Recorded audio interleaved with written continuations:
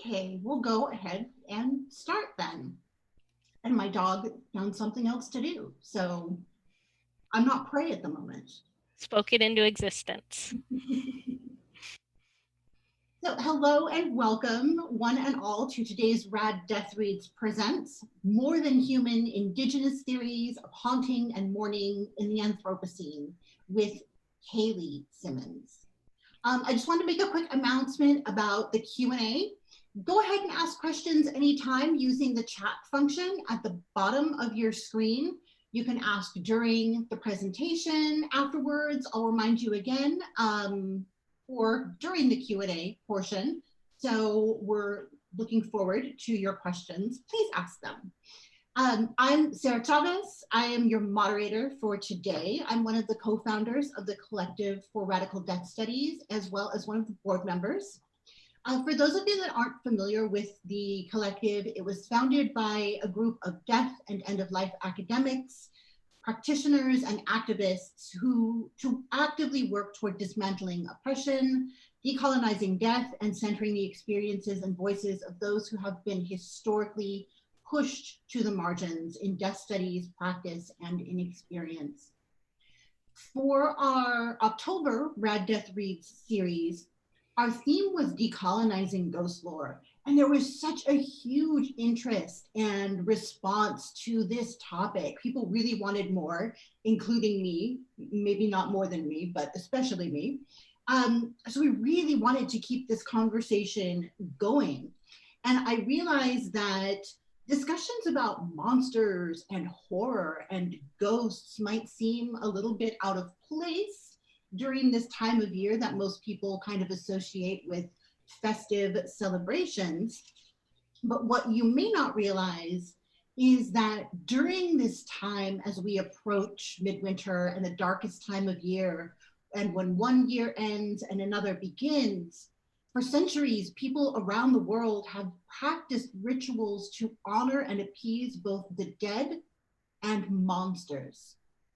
So similar to Halloween, when it's believed that the veil between the living and the dead is at its thinnest, this threshold between the old and the new and the dark and the light allows the dead, along with demons and witches and ghosts and spirits, passage between the worlds. So these holiday monsters, for lack of a better word, which range from demonic ogres in Japan to witches in Italy to a skeleton horse in the UK, these monsters are often protectors of the land and resources. And they ask us not only to reflect upon, but take responsibility for our behavior toward others, our community, and the earth. If you're lucky, these monsters might bear gifts to help us do better in the coming year, but most are known for enacting punishments for actions that neglect or cause harm to community and nature. They serve as an important reminder that our well-being and prosperity is tied to the land and our continuous care, consciousness, and reverence toward it. So with this in mind, I would really argue that now, far more than Halloween season, is really the perfect time for us to turn our attention towards the monsters that exist in ourselves, in our community, and in the landscapes that we inhabit. So our amazing guest speaker today is Kaylee Simmons. I heard her do a talk a couple of months ago, and it was amazing. So I know we're in for such a great talk today. Kaylee is a descendant of the Oglala Lakota tribe of the Pine Ridge, South Dakota, a PhD candidate at the University of California, Riverside, and an adjunct instructor in the Race and Ethnic Studies Department of the University of Redlands. Broadly, her research critically analyzes the stories that are told about Indigenous peoples and the stories Indigenous peoples tell about themselves. Her current research project, The Savage Screen: Horror, Indigeneity, and Settler Cartographies of Being examines the representation of Indigenous peoples in contemporary American and Canadian horror media. Her work has been published in JCMS, the Journal of Cinema and Media Studies, and she has a piece on the 1979 sci-fi horror film Prophecy, which like terrified me, the images of it as a child. I got bears too. It's bears all over it today. Excellent. Which is coming in the Journal of Science Fiction, Film, and Television. So Kaylee, thank you so much for being here. I am turning everything over to you. Yay! Thank you, everyone, for coming. Thank you to everyone at the Radical Death Studies Collective for inviting me, for being interested in my work. It's so cool. I saw some people post in the chat, so there's like a lot of like awesome Indigenous matriarch and auntie energy here. So hello, all the people I know. I'm excited you're here. Before I get started, I want to say that I'm speaking to you from Riverside, California, and I want to respectfully acknowledge and recognize my responsibility to the original and current caretakers of this land, water, and air, which are the Kuya, the Luisweño, and the Tongva people, and Serrano, I believe we've added to. So I want to pay my respects to ancestors, to relatives, to elders, and relatives past, present, and emerging. So I'm grateful to have an opportunity to live and work on these homelands, and I highly encourage everyone to, if you haven't already, to discover, to find out, I guess discover is maybe not the best word, to find out whose Indigenous lands you live on and whose Indigenous communities you are a guest in, perhaps an uninvited guest. So if you're an academic, reach out to your Native student programs. They are probably going to be super excited to hear from you. They probably have a land acknowledgement. That is not an option.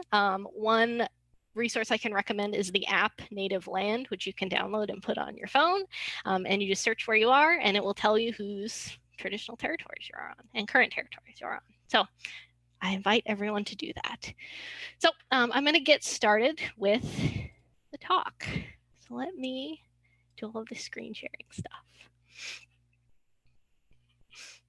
I hope everyone's doing okay. All right, let's get going. Okay, so Indigenous peoples have to navigate a dense history when telling their stories. Writers must navigate their family histories, their personal histories, cultural and ancestral histories. They must contest colonial and white supremacist histories. This project is made all the more difficult for Indigenous peoples who are writing about ghosts, death, mourning, and haunting, because they are often tasked with entering into a world where so many stories have already been told about us. And this is certainly the case for contemporary writers, but it's been something that Indigenous peoples have been wrestling with since their first engagements with conquistadors and with other colonial representatives. As Eve Tuck and C. Ree write in their groundbreaking experimental theoretical piece, A Glossary of Haunting, mainstream narrative films in the United States, especially in horror, are preoccupied with the hero, who is perfectly innocent, but who is assaulted by monstering and haunting just the same. Part of the horror of US horror films is the presumed injustice that a monster or ghost would tamper with the life of a decent person. We, the audience, are meant to feel outrage in the face of haunting. We are beckoned to root for the innocent hero, who could be us, because haunting is undeserved, even random.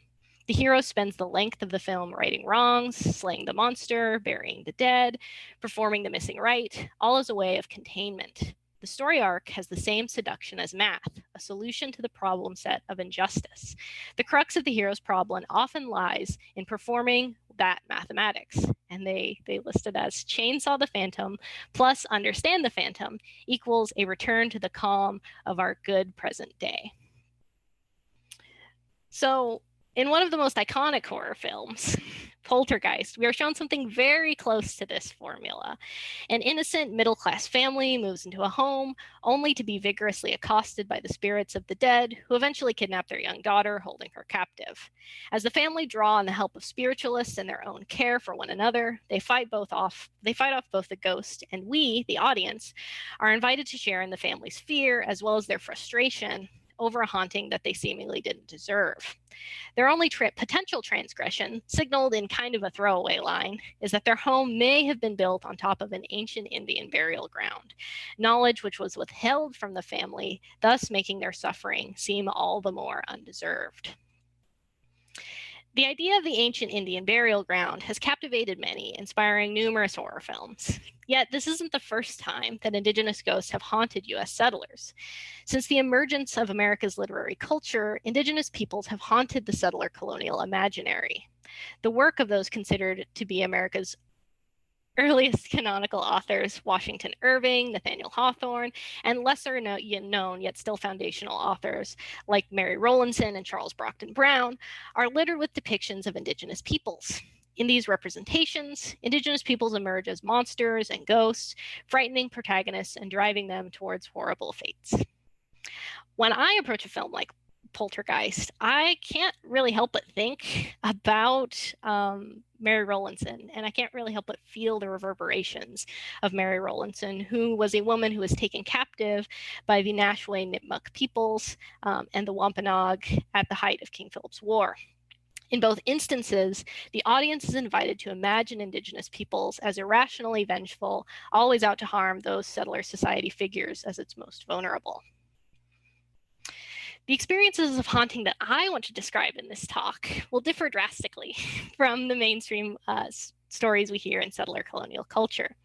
In this talk, I want to offer 3 texts, 3 nodes, 3 scenes of grief, mourning, remembrance, and haunting that draw my thinking in different directions. In this talk, I want to gesture towards the multiplicity of Indigenous haunting and the multiplicity of Indigenous theories and experiences of haunting. This structure performs a part of my argument, which is that Indigenous peoples currently are and historically have been multiply haunted. And the other end are relationships to one another, the land, and the other than human beings, which we live in relation to, are all invoked in our experiences of haunting. This becomes all the more clear when we consider the ways that the violence against land and violence against Indigenous peoples have always been entangled.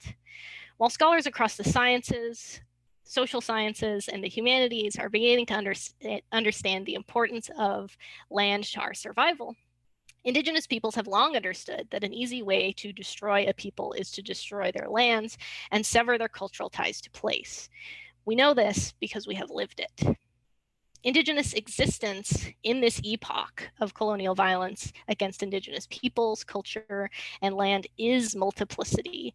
And a primary result of this, to quote Elizabeth Povinelli in her book, The Empire of Love, is that, quote, "My flesh is always already stretched across multiple material anchors."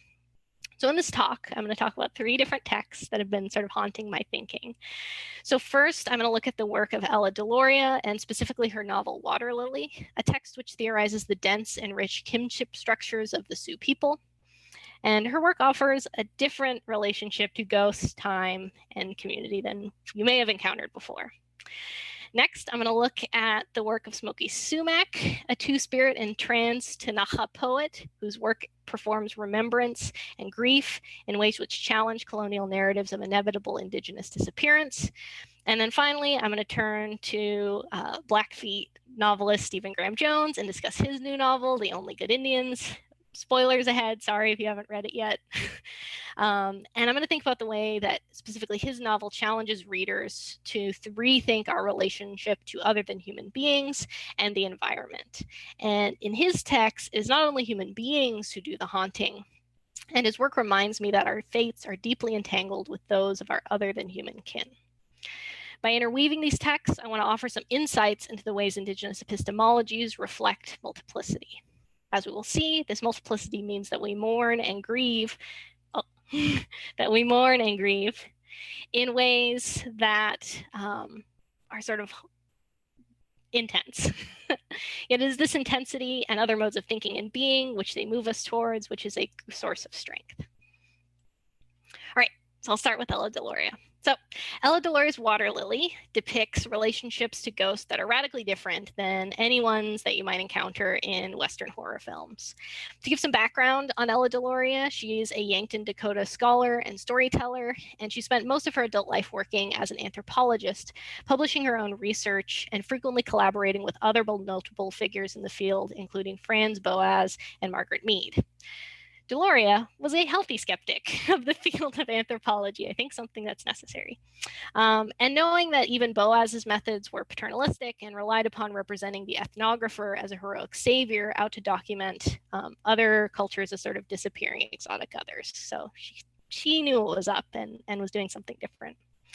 So she even experienced firsthand throughout her career, writing in letters, that her reputation as a highly educated Indigenous woman meant that she was passed over for government anthropological work, as she was seen as overeducated and overqualified, despite the fact that she never held a PhD, but that she worked with a lot of folks in PhD programs, or because they saw her tribal kinship relationships as somehow being less objective than other researchers. So she had to navigate a lot of this stuff while trying to tell the truth about Indigenous people.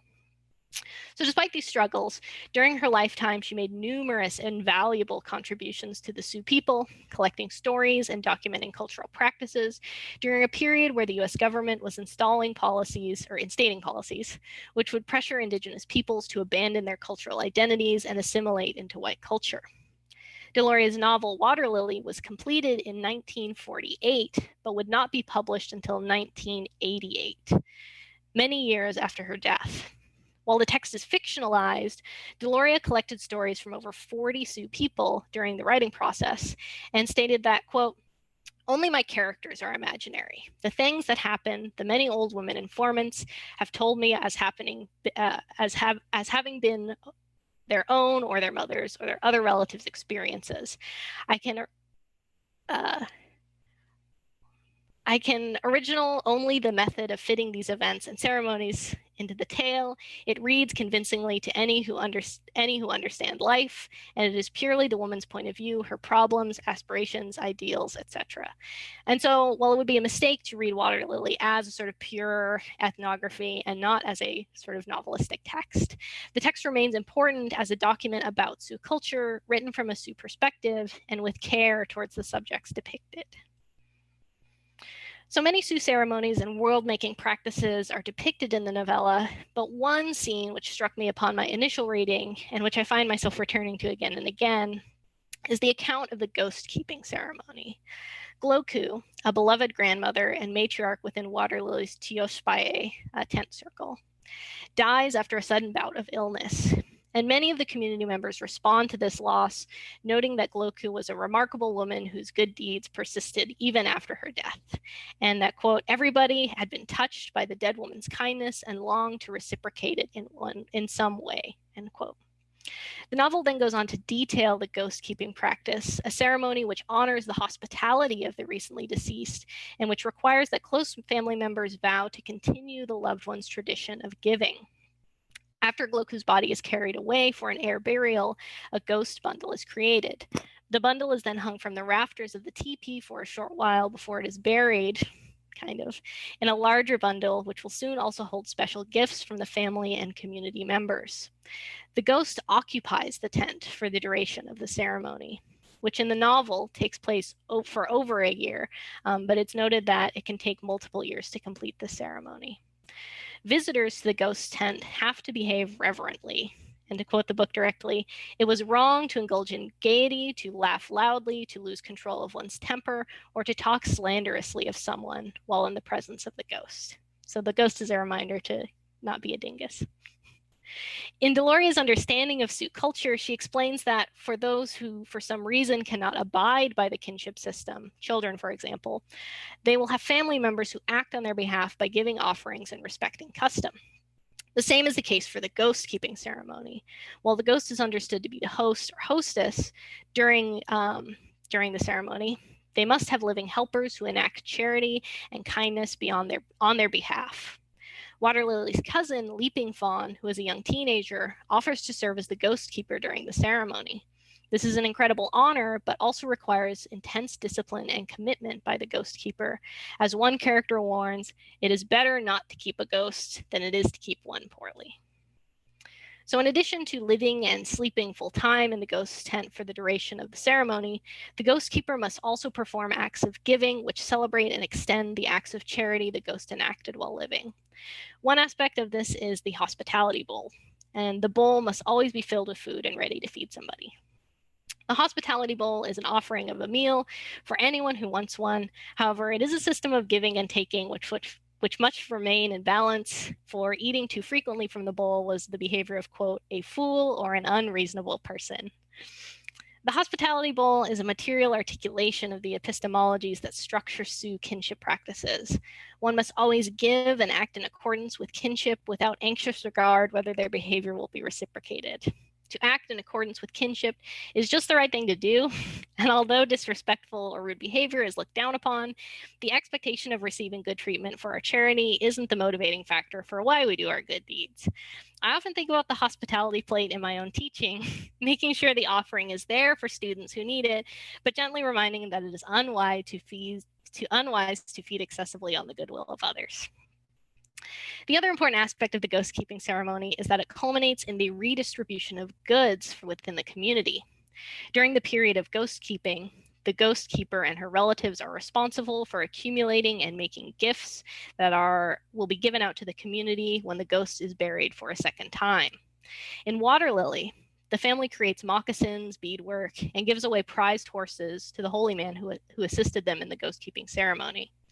Additionally, those in the community who have also successfully kept ghosts are inclined to help and are given additional honors for their acts of giving. In all, the ceremony serves to guarantee that the generosity of individuals will not cease upon their death. As the narrator of Water Lily writes, quote, should her good deeds die with her? Never, if they could help it, end quote. Ghost keeping is a practice of mourning the loss of a community member, but it is also an act of persistence and preservation. It is not just the practice of remembering the kindness of the deceased, it is a performed promise that the community will continue to act in giving ways. Although the process of ghost keeping is solemn and hallowed, it focuses on redistribution and continued charity rather than loss. And although the ceremony is an incredible responsibility for a leaping fawn to take on, the community of successful ghost keepers support one another and their community through their acts of mutual generosity. In this way, the ceremony enacts the inextricability of the individual from the community, which is a key precept of Sioux world making. So for Lakota, Dakota, and Nakota peoples, our relationship with our ancestors doesn't end upon their passing. We know this because our stories and language practices, which our ancestors have given us and continue to give us, live on with us now. The Sioux ghost keeping ceremony sees the ghost not as an outsider or an abject force, but rather as a relation, as kin. This goal of the ceremony is not to excise the ghost, as is so often the case in Western horror stories, for the narrator of Water Lily notes a sense of loss and remorse upon the completion of the ceremony. Quote, already the ghost lodge without its unseen resident seemed very empty, end quote. Our ancestors remain with us, and we enact our memory through even the most quotidian acts of giving and kindness. So that's Water Lily. Next, I want to talk about Smoky Sumac's poetry. And if you know me, I'm talking about poetry and it's very unusual. So Smoky Sumac is a Tunaha trans scholar and writer whose poetry teaches me about kinship within our current moment, how we express and enact kinship in times of genocide and apocalypse and ecological disaster.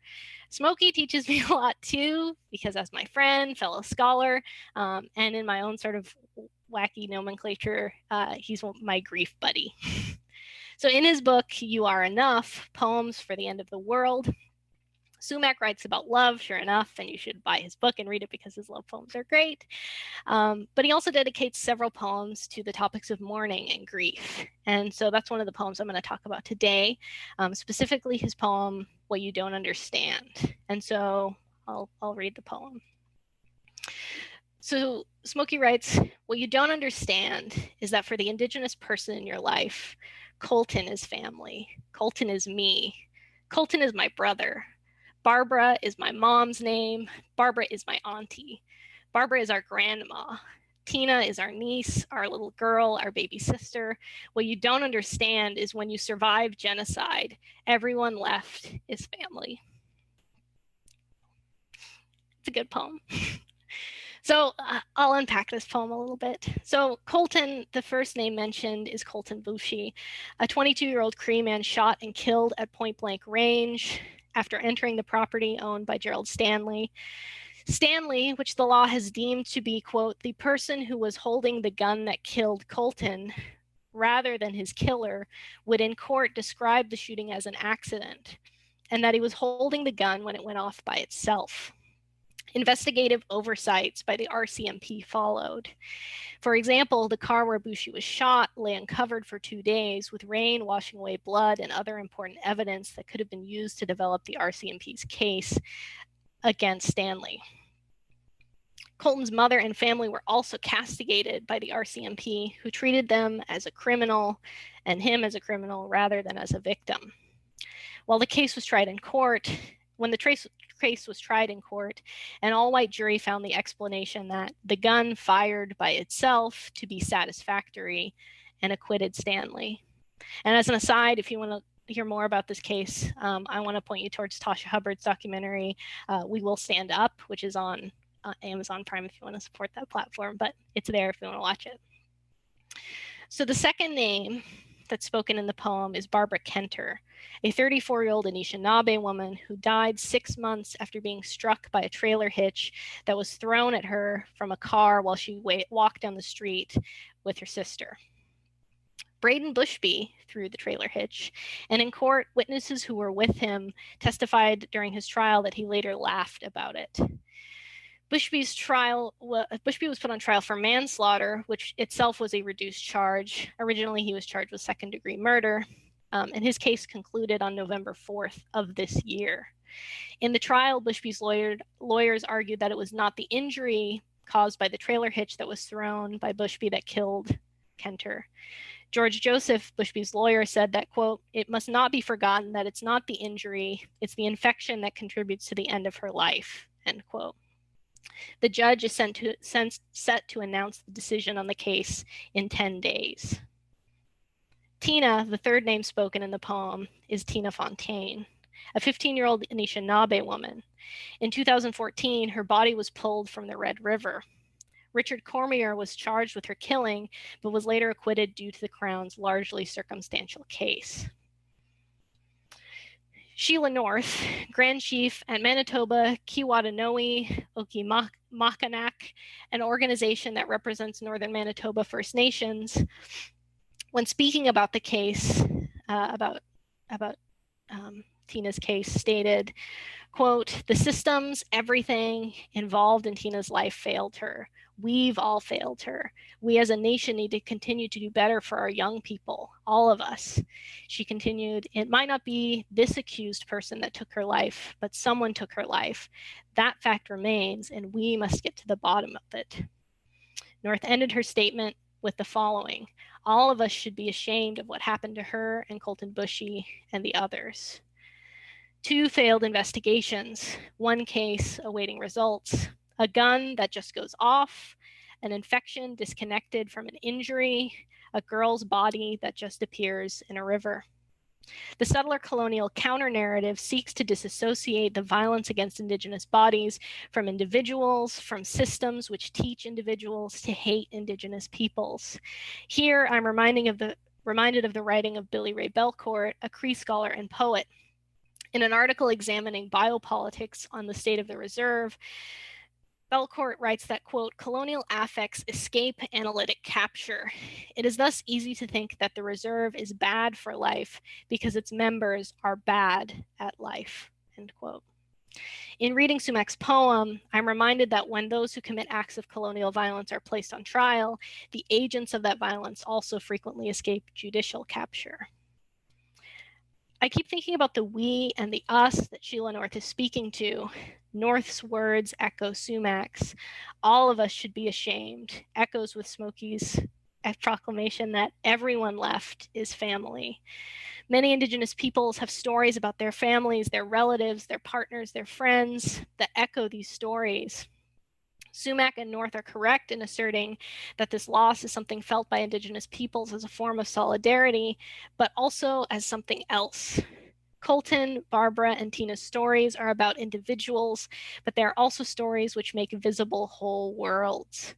In one regard, they make visible the world of settler colonialism, which constantly pursues Indigenous life towards a premature death.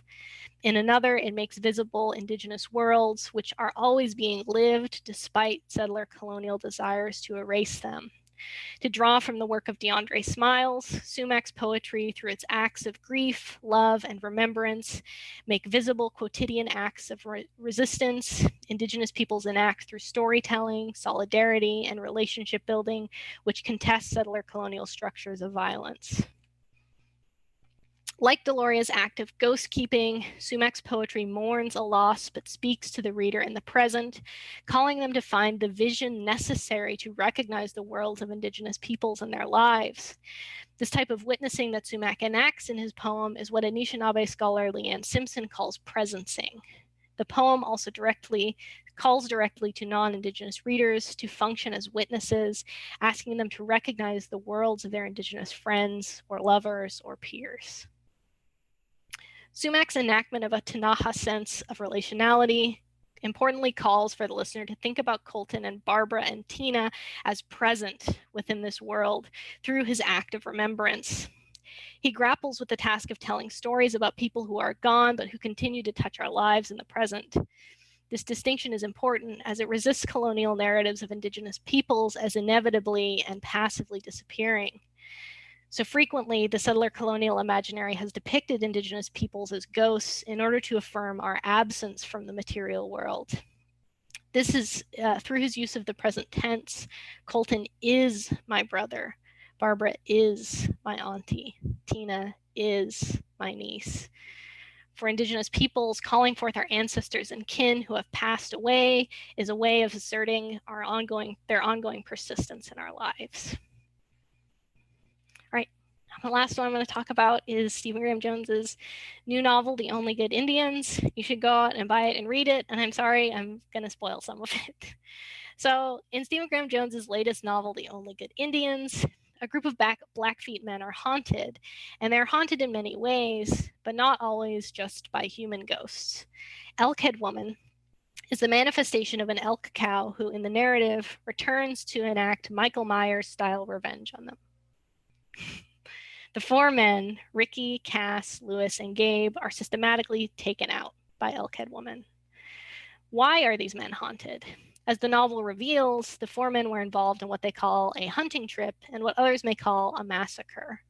A short time before Thanksgiving, the four men enter into hunting grounds which are reserved for elders, encounter a herd of elk, and open fire. Jones's narrative is about giving and taking, something much like what Deloria would describe as kinship. The way I read it, the group of men are stalked because of their intense violation of kinship relations with other than human beings, animal kin. Scholars are currently debating whether or not we ought to call our current geological epoch the Anthropocene in order to signal the profound and largely negative effect that human life has had on the planet. In their 2015 article defining the Anthropocene, Simon Lewis and Mark Maslin put forth what they call the Orbis spike hypothesis.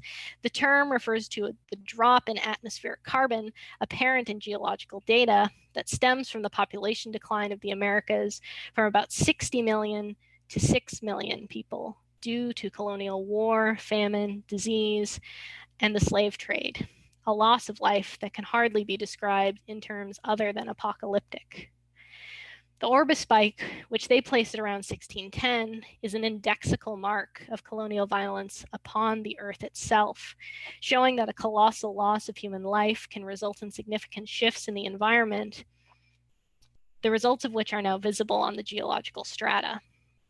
For Lewis, he says, quote, placing the Anthropocene at this time highlights the idea that colonialism, global trade, and the desire for wealth and profits began driving Earth towards a new state. We are a geological force of nature, but that power is unlike any other force of nature in that it is reflexive and can be used, withdrawn, or modified. Is absolutely essential that we all become aware of how deeply our ways of life impact the land under our feet, the environment, and the other than human worlds around us. This is part of the lesson of Jones's novel, that although we may forget or ignore our kinship relationship to other than human beings like elk, they do not forget. Elkhead Woman and the bloody vengeance she extracts are a reminder that when one takes more than they need, they may elicit an unwanted or unforeseen response. The intensities brought about by the Anthropocene make the relationships we have to other than human beings and land all the more visible. This epoch makes visible the ways in which people are deeply connected to the environments around them, whether or not they notice them. For Indigenous peoples, we often cannot help but notice the ways in which our own experiences of oppression, violence, and genocide are connected to settler colonial violence, which seeks to exploit and destroy our lands. This is a lesson which Jones's novel also teaches. While each of the four men are culpable for their offenses against elk kin, he carefully shows how the men have been forcibly made to forget these relations by a settler colonial world which seeks to kill and erase them. The ironically named Lewis A. Clark, one of the men who participated in the Elkherd massacre, is shot to death by an armed group of white men while fleeing from Elkhead Woman. In this instance, Elkhead Woman doesn't perform the killing herself. Rather, she takes advantage of the fact that the world is deeply anti-Indian and places Lewis in a situation where he is hunted, just as she was. As Jones weaves his narrative, he is careful to present each of the men within all of their complexity. Some of the men struggle with addiction, others run away from home to escape feelings of shame, others feel trapped, cold, in like animals and trapped on the reservation. Jones does not shy away from showing the shamefulness that Ricky, Lewis, Gabe, and Cass's actions are, how shameful they are against each other, their families, and their communities, and their non-human kin, but he does so while carefully showing that these are people who are doing their best to navigate a world that is deeply anti-Indian. It is a world in which they feel destined to fail. It is a world that batters Native people down. Frequently, the Elkhead Woman manipulates this world to her advantage. And these choices that Jones makes in representing this story not only help to develop the men as complex characters, but they also require the reader to think carefully about who really gets what they deserve in the end. Elkhead Woman, Ricky, Lewis, Gabe, and Cass are not born monsters, but they are made them. And Jones is clear to make visible the ways colonial institutions are key monster-making mechanisms. So I've been thinking about Jones' story a lot recently because it shows me that when we mourn the loss of human life, Indigenous peoples cannot help but think about the ways our lives and our futures have become so deeply entangled with the land and other than human kin. When I hear about cases like Tina Fontaine's, I remember that as a Lakota woman, my body has long been imagined by settlers as an extension of an open land, an object for the taking. One cannot extricate the violence Indigenous women, as well as Indigenous queer, trans, and two-spirit folks face from the violence that settler colonialism perpetuates against lands, waters, and other than human beings. Yet it is also a reminder that our continued presence on the lands is itself a form of haunting, a persistence which continuously throws into question the legitimacy of the settler colonial state. So I want to end with an invocation for someone who's not here anymore, but who said a lot of really important things that made this talk possible. So Alutik Dina'ina Athabaskan, an A'ai scholar and matriarch Carol Warrior once wrote, whereas non-Native American fictional fearsome figures often produce anxiety from their resistance to categorization, their unpredictable movement, and their otherness, many contemporary American Indian writers reimagine monsters and monstrous systems as modeled after colonial figures and systems of dominance, like missionaries, explorers, military figures, educators, bankers, anthropologists, and technologies of surveillance and control, as well as the corruptive effect that they have on Native people. That is, in Native In American Indian fiction, monstrosity often emerges from settler colonial social and environmental transgressions against Indigenous values and relationships. The texts that I've offered today articulate different ways of understanding monstrosity as well as relationships to land, other than human kin, haunting, death, and other living human beings. One especially insidious effect of settler colonialism is that it has proliferated stories about Indigenous peoples, and it tells us and others that our cultures, our bodies, our stories are destined to disappear. Works like those by Deloria, Sumac, and Jones speak back to these settler colonial worldviews which justify violence against Native people and which are experienced intensely by Indigenous women, Two-Spirit, and LGBTQ peoples. These stories remind me that death, violence, and genocide are purposeful, intentional acts, not inevitable ones. And these stories offer alternative modes of relating to land, to one another, and to oneself. These stories invite us to remember our tribal identities and narrative practices and remind us that Indigenous storytelling practices are key tools in helping us resist the colonial worldviews we have been figured into. And that's the power of Indigenous stories. That's it.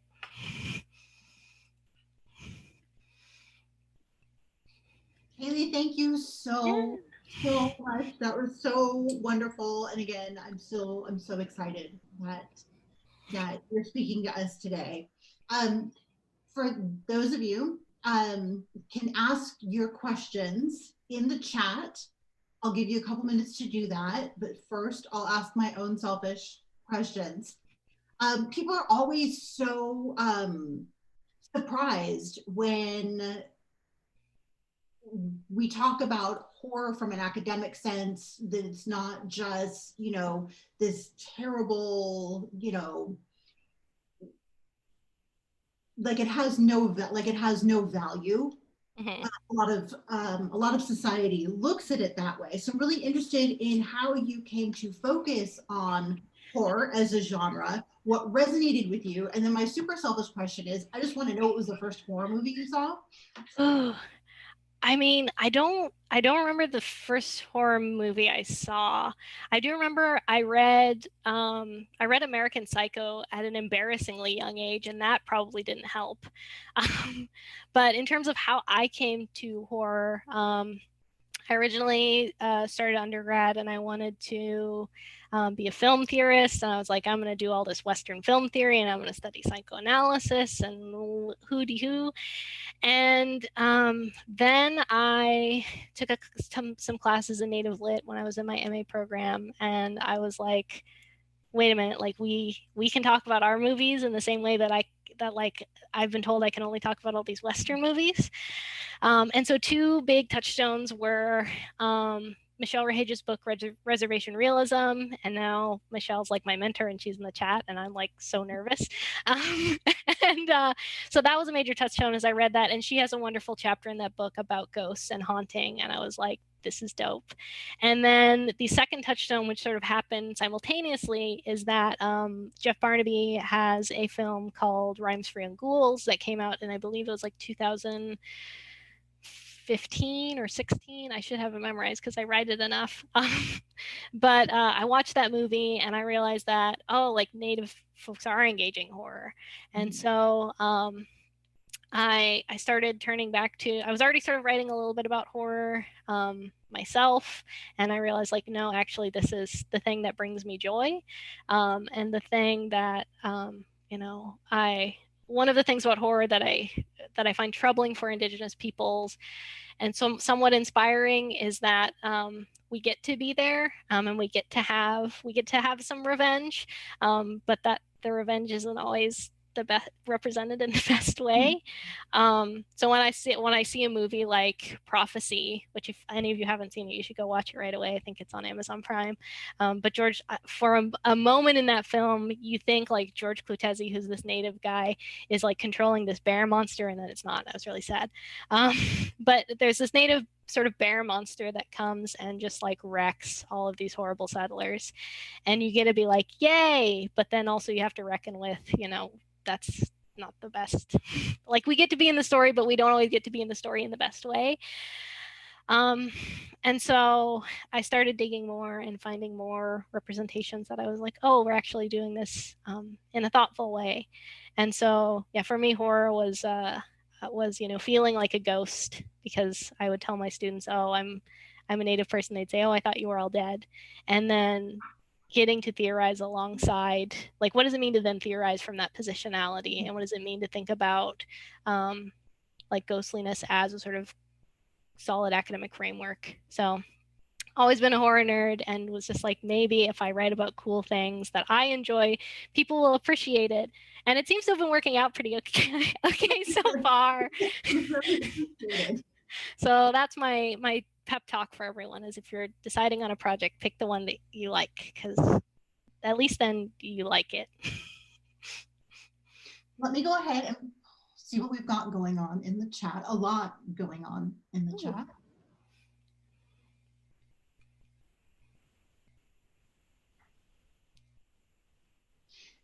So from Gabby, how can we vet horror media to make sure we aren't contributing to negative stereotypes? I mean, I am a big advocate of like own stories. So like, if you, which is not to say that like, there aren't some Native horror stories that I disagree with, but that at least if you're reading a story that's told from that particular community's perspective, and that is in some way like accountable to that community, that whatever you're going to get out of it is going to be infinitely more complex than what you would get if it's someone sort of trying to instrumentalize that piece. So like, for example, I just taught a class on Native horror, and we started off by sort of deconstructing all of these gross horror things that have happened. So we read Cabeza de Vaca, which is like an early travel narrative that has cannibalism in it. We read Algernon Blackwood's The Wendigo, and deconstructed how he's doing all of this weird sort of new agey stuff with the Wendigo that's like not at all what Wendigos are for like Korean and Anishinaabe people. And so I think once you are in it, and once you are actually engaged with stories that are coming from those communities, like, I don't know if I'm allowed to curse, but like your bullshit radar will be a little bit more attuned. And again, it's not to say that like, Indigenous stories don't have their own issues, but to say that they're gonna have a sense of nuance and a sense of history and a sense of accountability that these other stories just don't have. And also the settler stories are just wacky and silly and make me laugh, because the way that they think about land is wild. And so I think that's part of the other part of the project is thinking about, okay, well, what are these horror stories actually saying, and are they actually trying to get us to think about new relationships to land, or are they confused? Because I think something like the Wendigo, that story is an intensely confused story, because he wants to tell this wonderful natural story, but he's stuck. And so I think that's something important to think about, is how we can get stuck in our own stories and our own language. And so finding different ones, finding Indigenous ones, hanging out with those ones for a long time, that's a way to sort of help get your vetting radar better. So I have another question from Alexander.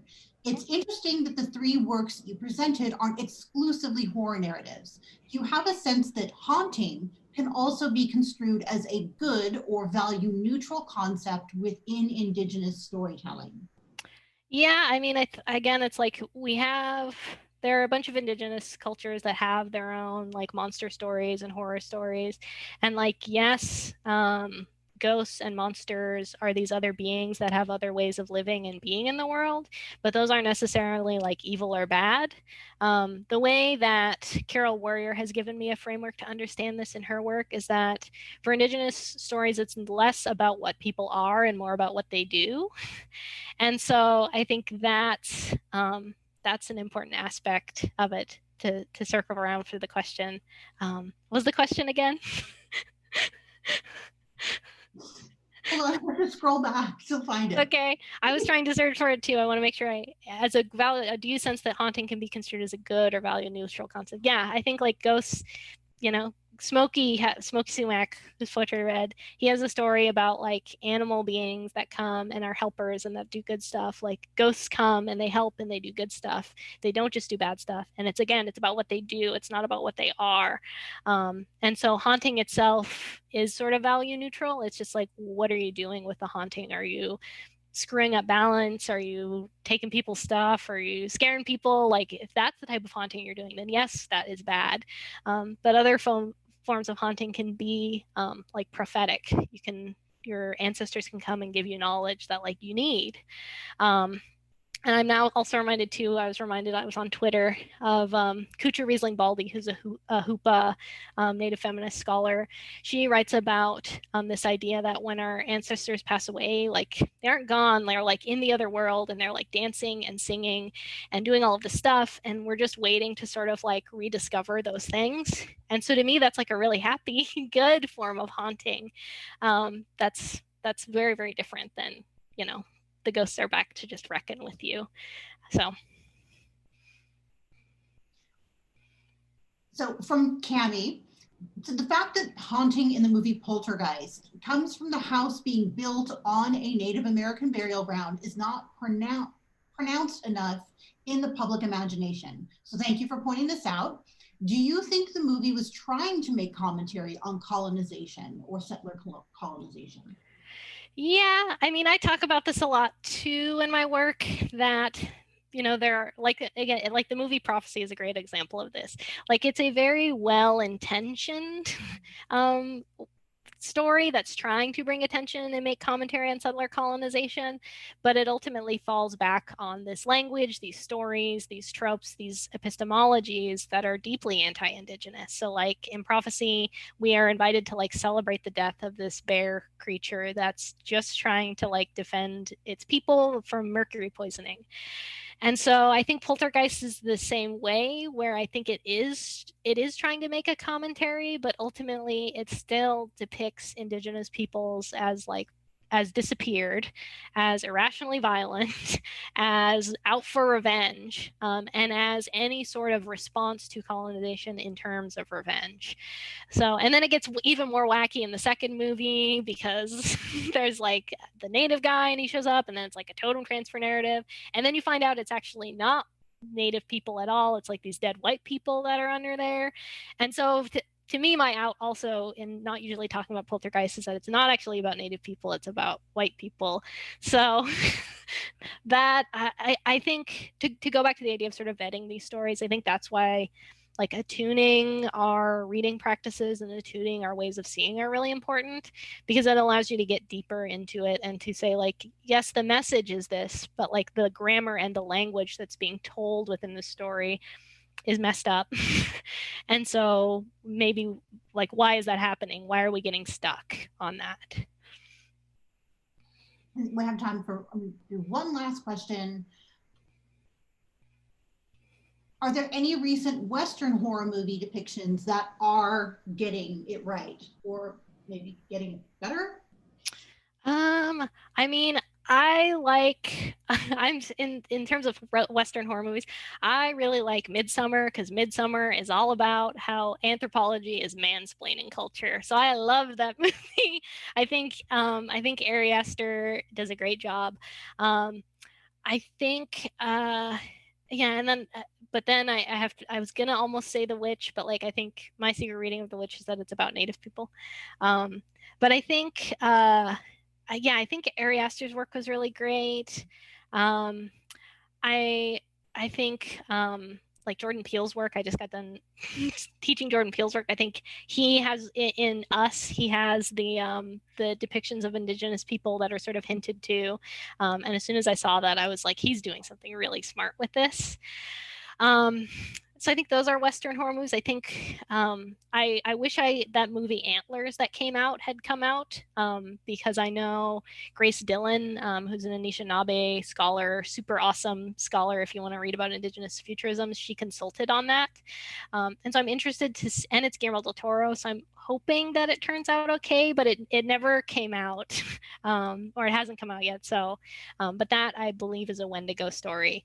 And if you speak the language, you will apparently know all of the spoilers for the film because it has like whisperings in Anishinaabe that reveal the whole story. So I think that ideas about haunting are getting more complex. I think it's just, I wish Western authors were comfortable with dealing with their own histories rather than trying to tell someone else's story. And I think Ari Aster is an example of like taking the sort of like white dude experience, and critically examining that. So I think, folks should be encouraged to do that because Native people have a lot of awesome stuff going on, and we should be allowed to do it for a while. Yes.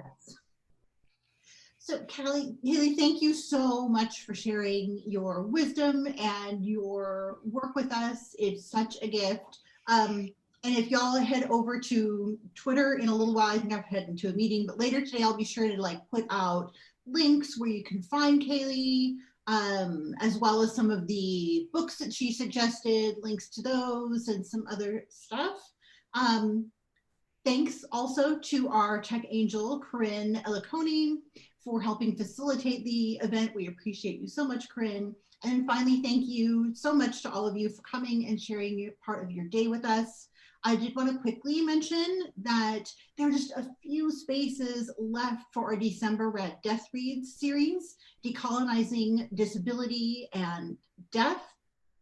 It's curated by the wonderful Dr. Julian Chulis, and it begins tomorrow. You can find the registration link on our social media platforms. I think I've posted it everywhere today.